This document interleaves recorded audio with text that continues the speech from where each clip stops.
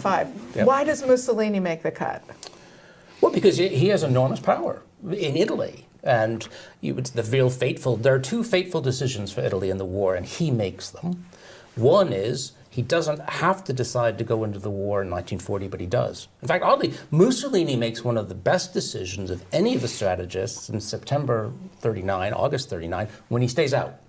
Hitler expects him to come in, is basing his war plans on coming in, and Mussolini actually makes a proper judgment in August, September 1939. I can't be sure Germany's going to win. My military isn't ready. And he disappoints Hitler. It's really, Hitler almost calls off the invasion of Poland at that point.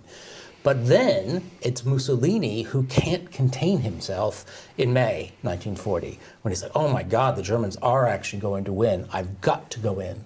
And that was him. There was no press. If he didn't want to do it, he didn't have to. But he says in May 1940, I'm going to do it. And then it's also, so that's a really fateful decision. And the second one is his decision to invade Greece. And that is Mussolini, which comes from somewhat of an envy to what Germany's doing, an attempt to show that Italy is, as he said, able to fight the parallel war. We're not just a puppet of Germany. We're not an equal either, but at least a serious player. And I'm going to show this by invading Greece. And of course, he invades it in such a cack-handed way. He doesn't prepare his armed forces. The single most frightening meeting is there's the transcript of Mussolini and his generals talking about the invasion of Greece just a few days before. The transcript survives. It's the most amateurish strategy hour. And it's more like, where will we have our parades to celebrate? You might say a bit like, what will we do when we get to Kyiv in 3 days? That's exactly what I was thinking about. I heard it in my head, too. And I want us to come back. He does another thing, too, which, one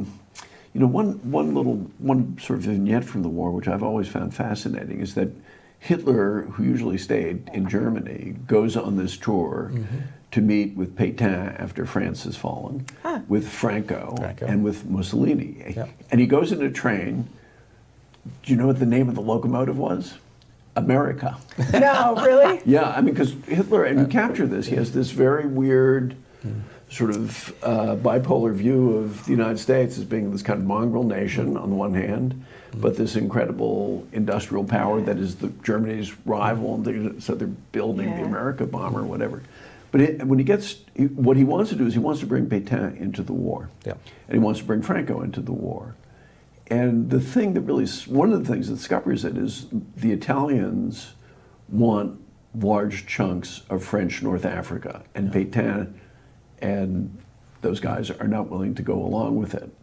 And you do have to think what might have happened if Vichy France were even more hostile to Britain.